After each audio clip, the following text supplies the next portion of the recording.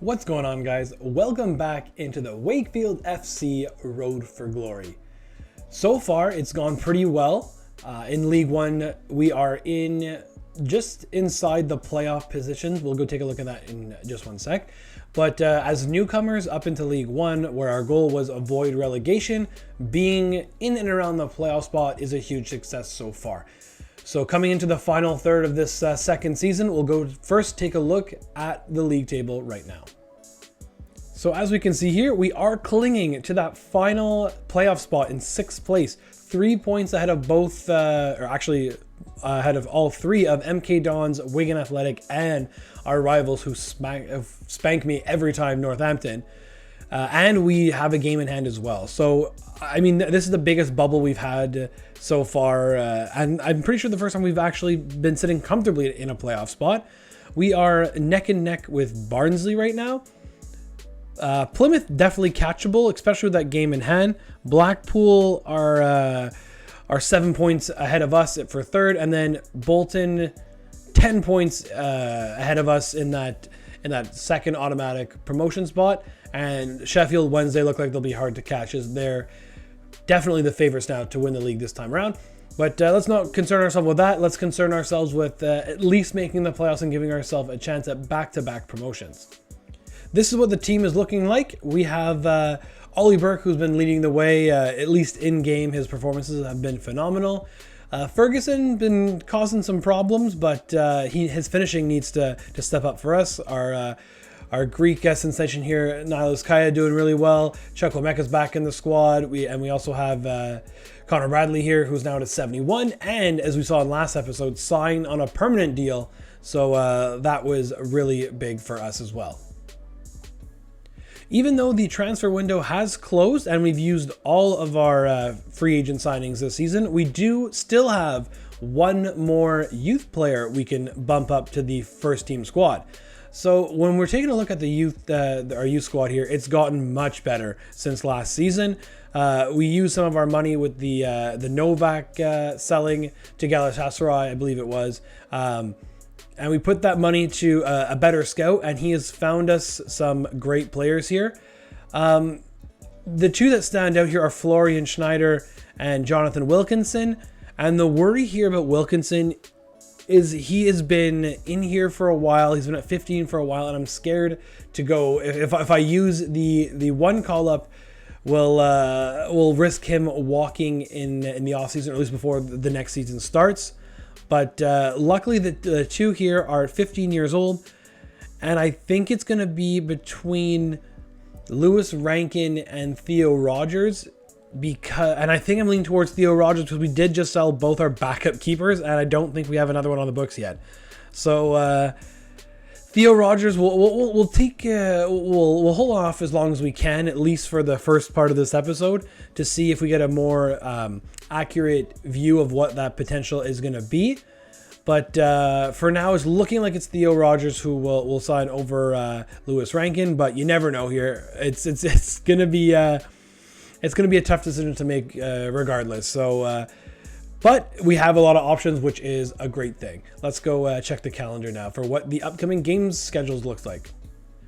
Before we jump into our first highlight pack, we'll take a look at the calendar, and there is 16 games that remain. One of them is a cup game, and that one is against, I'm not sure if they're still in the Premier League, but in any case, a much stronger Fulham side for the FA Cup. And I think I'm going to put myself through the misery of trying to beat such a strong squad. And that'll be the game we play in February.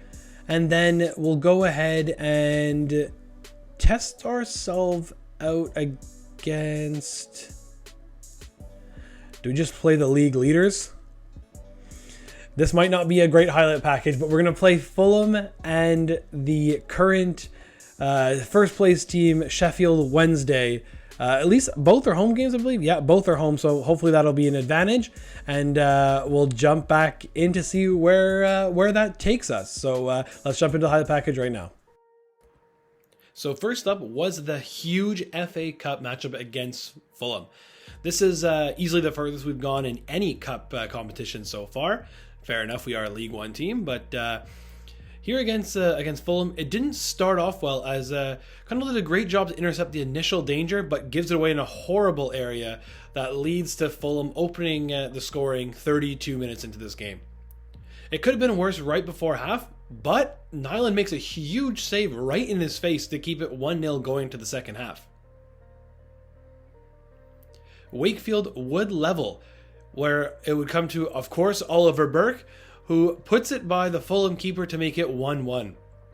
It would stay that way until the 72nd minute, where a weird challenge that Connor Bradley looked to have been fouled. There's no call. The ball would come to Amiri, who scores not even looking at the net. So, we're playing on at least legendary for sure. It would go from bad to worse in the first minute of added time. A tackle made it a frustration by Chuck Wemeka. Gets him a straight red, and he's sent off. And will be missing the next game. That's a huge loss for Wakefield.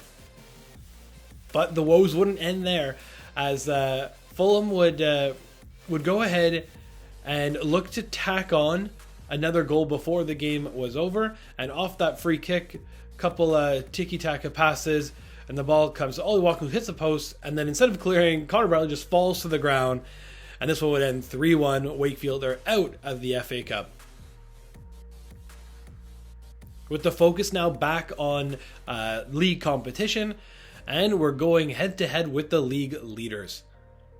Obviously, this was not going to be an easy task, as Sheffield Wednesday have been running the table quite easily, as the ball comes to Wilkes here in the 14th minute, and he puts it by Nyland to make it 1-0 Sheffield Wednesday.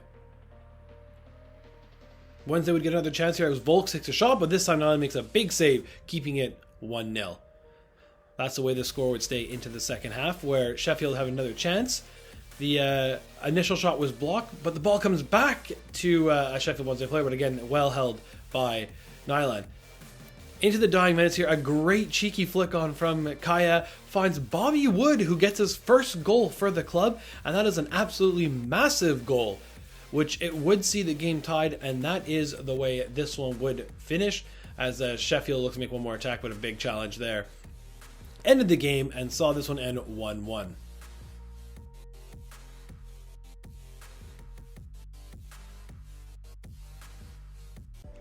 All right, so a lot of ups and downs in that highlight package. That loss to Fulham really sucked and hurt a lot. We were in it right till the end with a very strong team. I mean, like Fred, Ollie Watkins was on that team. Like, that was a very strong team that Fulham put forward, and that 3-1 scoreline isn't flattering at all. We played much better than that scoreline, but I mean, to make it to the round of 16 as a League One team, hey, we'll take that, and it actually checked off the board objective, so that's good.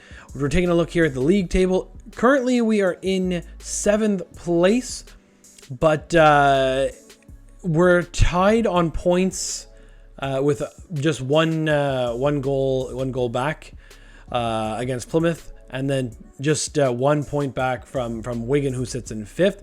But we have 2 games in hand on them and a game in hand on Plymouth. So even though we're currently on the outskirts, I'm still positive going forward with just 7 games remaining. So we're still in this. We're still in this, everybody. Let's go. We'll go take a look at the youth academy, because there was a little development that took place over the highlight package. So as we can see here, Florian Schneider did turn 16 over that time frame, which is funny because Wilkinson here is still at 15, but that's fine for now. I'm debating on making him the signing and just hoping that that Theo Rogers will hold till next season, but I'm not sure. I mean, I know, keep him here for now, and maybe look to getting him into the squad if we make the play, or hoping we make the playoffs, for maybe just some extra spark off the bench. He is a 65 overall rated player, so that's already fantastic, because we have a couple guys who will be returning to their parent clubs on loan in our midfield. So it's great that we'll have Schneider basically filling in for that Lewis Hall loanee. So we're not going to sign him yet. I promise we'll jump to the signing screen if we do need to sign him. But for now, we're just going to leave it where it is. checking out the calendar to see our last 7 games of the season, and it's a tough one. We got Portsmouth, we got Blackpool, Shrewsbury's there, Gillingham, Barnsley, MK Dons. So these are all real tough matchups.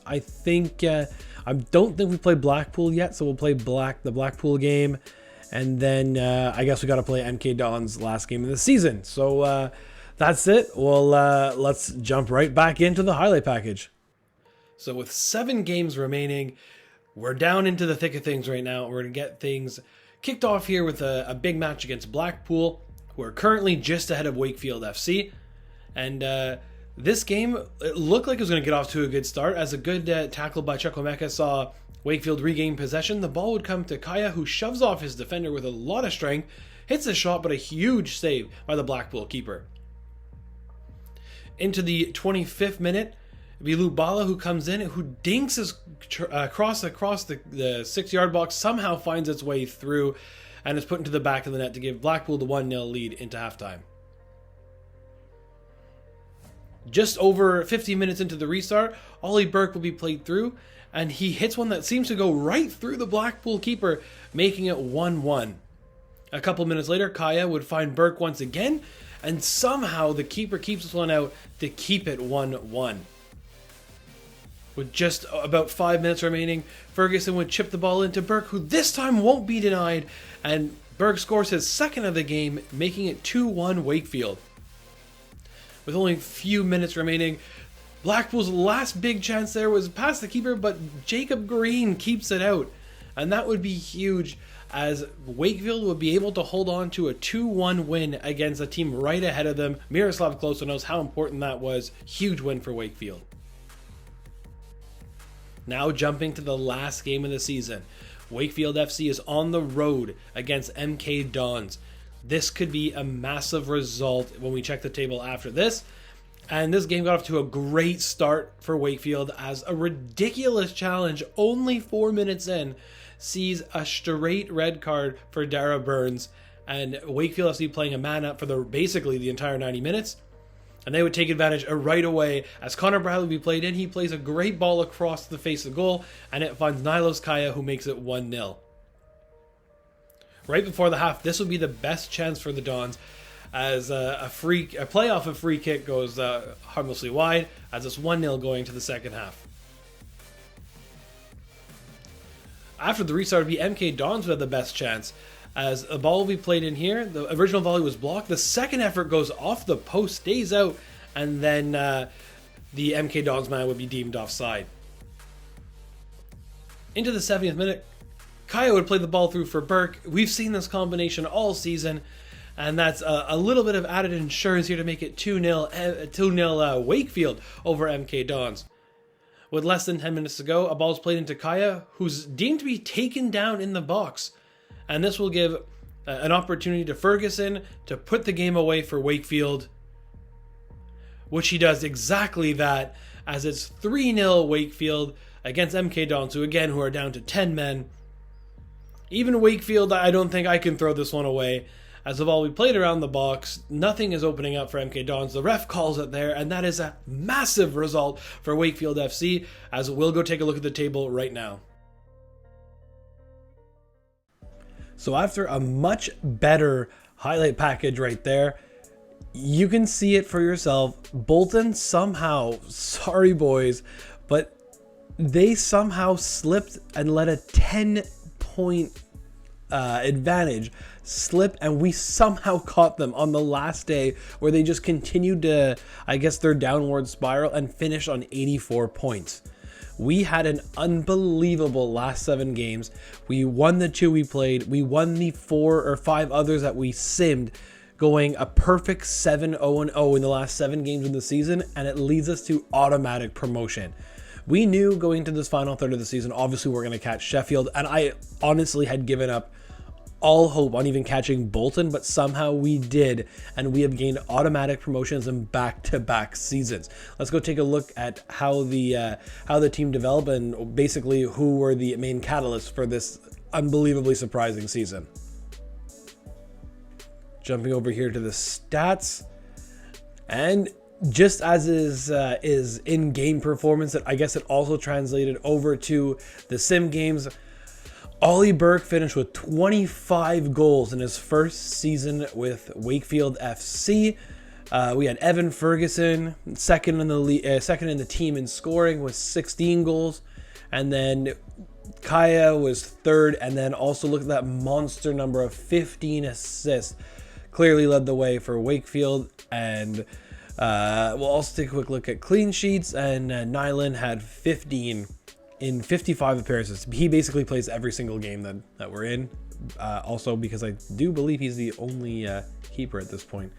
Yeah, so good thing we have him for, I think, at least one more season. Yeah, so I'll have to look into probably getting in someone either through the youth team or something to find a backup.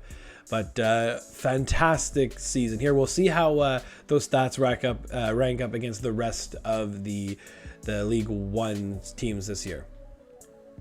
So it was Wilkes from Sheffield Wednesday leading the way with 27 goals, and then also Smith from Sheffield Wednesday. Those two combined for 50 goals. That's insane output. But I guess it also is the big reason for them finishing first by miles. So Ollie Burke with 22 goals in 42 games has them sitting fourth in the league in goals. And Kaya had 15 assists, I guess 3 happened in cup games, but still led the way in League One with 12 assists. That's unbelievable put out from the 17-year-old. And I guess the last order of business here is to promote one of the youth players that we have left. It's the final signing, if you will, of the season. And I think it is going to have to be Florian Schneider. As you can see here, that potential of 85 to 94. This guy has the potential to be something special. He's 65 rated overall, so gonna slot well into our system already. At least gonna be a sub with an overall like that. We still don't have the depth we need, but we'll go ahead and promote him to the senior team right now. Basically, bringing it into all the signings we can make in this second season, and basically the cherry on top of what is a phenomenal season for Wakefield FC. All right, so that's where we're going to leave this one, guys. Another great episode in the books where we've been promoted again. It's fantastic news. Look forward to the next episode where we try to bring in a whole bunch of new players. Maybe try to sign some of the guys we just had on loan permanently. But yeah, so if you haven't already, please leave a like on this video. Subscribe to the channel. Helps out a lot. Leave comments on this video to see who you'd want to see sign in future episodes going forward. Hope you're liking the series so far. I'm having a blast with Wakefield. This is a lot of fun. So as always, thanks for watching and stay tuned for the next episode coming soon.